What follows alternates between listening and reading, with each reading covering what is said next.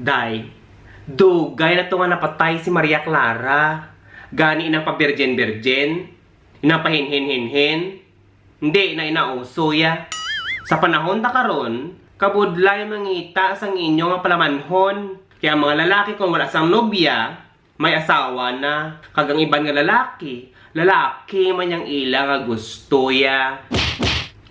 Gani ko lang imo ginapabugal ang imo lang nga pamatasan. Iti syempre hindi ikaw matahom, hindi man ikaw kagandahan. Di candidate ka na sa mga manuglaon.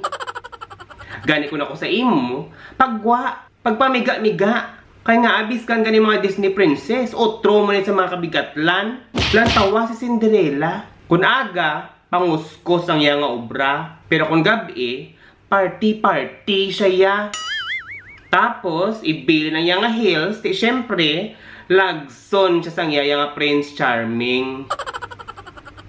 Si Aurora, patulog-tulog mo niyang iya nga teknik. Tilantawa na, sa halaya katulog, nahalukan na siya, nakapkapan pa ya.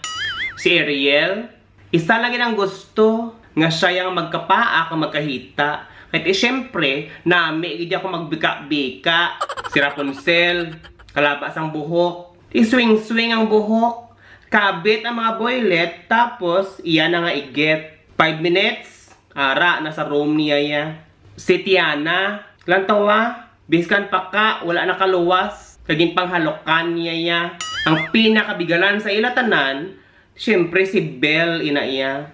Kay biskan ang tsura daw halimaw, pinamana yaya. Hindi lang ina sa mga Disney princess mga day. Lantawa si Dora, buro backpack, pero ginlibot niyang kalibutan para makita niyang iya nga palamanhon niya. Teka mo, ano pang inahulat niyo? San o pa mamiga? Biga-biga samtang bata. Hindi niyo na paghulata ang inyo kuiba. Ginalawa-lawa na.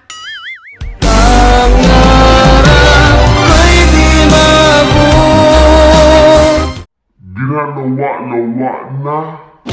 Tani day, hindi lang ka madakpan nga nagatuwad-tuwad sa bubon. Kaginapang halukan ng mga kukak, ha? Oh, Diyos ko.